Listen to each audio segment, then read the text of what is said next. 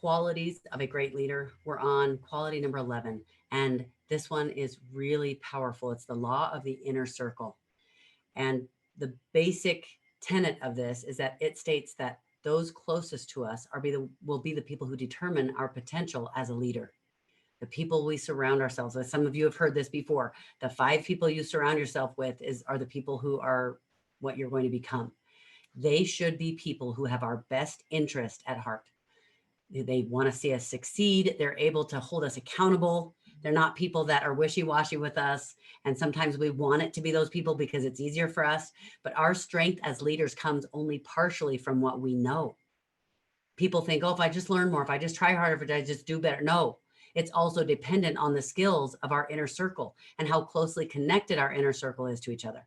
An example of the law of inner circle comes to us from Mother Teresa. Mother Teresa said, she said, you can do what I can't do.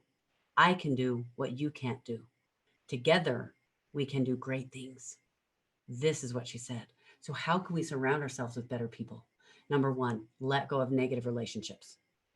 Let go of negative relationships. Now, be careful what you label a negative relationship. That does not mean your spouse, okay? Uh, there might be some situations where that's a really negative relationship, but you know what? Leadership means you improve those relationships. But let me speak to that for just a minute, because I've seen people who start to become successful and they lose their marriage relationship because they feel like they're going in different directions. But let me tell you something. There is a huge myth out there that you have to have the support of your spouse. This is a lie. This is an absolute lie. This is codependence at its finest. Codependence means that you cannot be at peace or you cannot be okay unless someone else feels a certain way, thinks a certain way, or acts a certain way. You are all upset because your spouse or your loved ones or your kids or whatever don't support you the way you want. How about this? We are putting that role on them. You put that role on someone, you're supposed to be my supporter. You're supposed to be this role for me in my business or in my life. Guess what you just did? If that's not the role they pick for themselves, then guess what? You just set them up for failure. And now they failed in your eyes, but only because of whose fault? Who needs to take responsibility for that? You. How about you find out from them what role they want to play? Because maybe you're expecting that person to play that role for you. Maybe you're expecting someone on your team or a business partner, someone you're mentoring to play a certain role. And that's not the role they want to sign up for.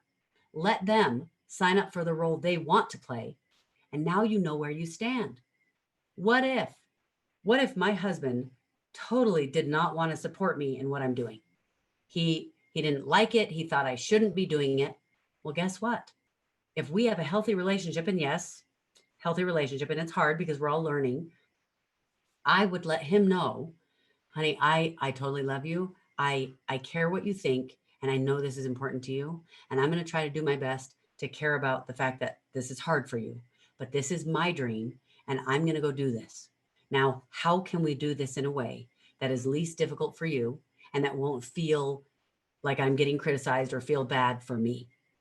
Now, yes, those are skills that I've learned over time, but they are things you can practice. This is why I'm having you pick over the course of this 21 series, I'm having you pick 3 things that you can work on. So when I say let go of negative relationships, doesn't necessarily mean, oh, I need to get divorced. What that might look like is, you know what? I put a burden on my spouse that I never realized. And I'm blaming them because they won't step up and play the role that I have set for them. How arrogant is that? How about find out what role they want to play with you or for you? Maybe it has nothing to do with supporting your business, and that's okay. Because guess what? Once you know that, now you know, okay, that's not my support person for this. There's the support person in my life. There's a support person in, we love to play together. We have these things in common. These are the things that we do. But over here, I need to find a support group. And these are the people who understand my business, who understand what I'm trying to do here. Now, do we do it in a combative way where we let our spouse know, well, no matter what you say, I'm doing this anyway? No. There are ways we can do it. We do not have to have what we call support of the people we think should be supporting us. What if you don't have the support of your parents? What if you don't have the support of your friends? Your friends that's not their role. You've decided what their role is. So quit trying to pretend like you get to pick their role. Let them pick their role. Number two, surround yourself with people who elevate you. So if someone close to you that you love, that you're not going to sever that relationship, doesn't love what you're doing and they talk negatively about it every time you bring it up, that's not their role. Don't talk about it with them. And you might think, well, that's not fair. I should be able to talk to that person about, well, think about this person that you love. Let's say it's your spouse.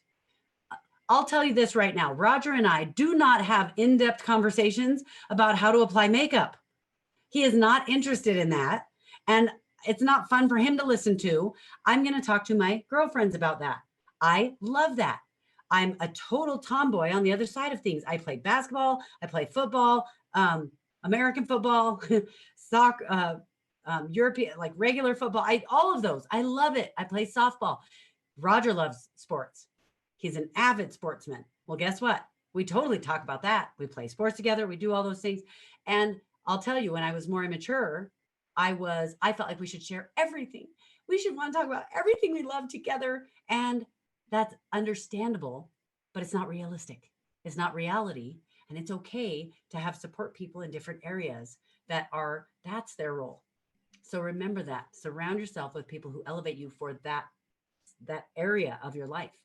And number three, surround yourself with people who are already successful. If you're hanging out with people who you do everything better than them, you've just limited your possible potential because you're not going to be learning anything new. Number four, surround yourself with people outside your comfort zone. You need to be with people you're not comfortable with. Maybe they believe things differently than you do. Maybe they act differently than you do. Maybe they have different political views. It doesn't matter. Surround yourself with people outside your comfort zone because it forces you to learn and grow in ways you wouldn't have otherwise. That is skill number 11. And I want you to think through those four things. See if one of those is one of the three that you're going to pick by the time we're done with this series. You got this and you can totally do it.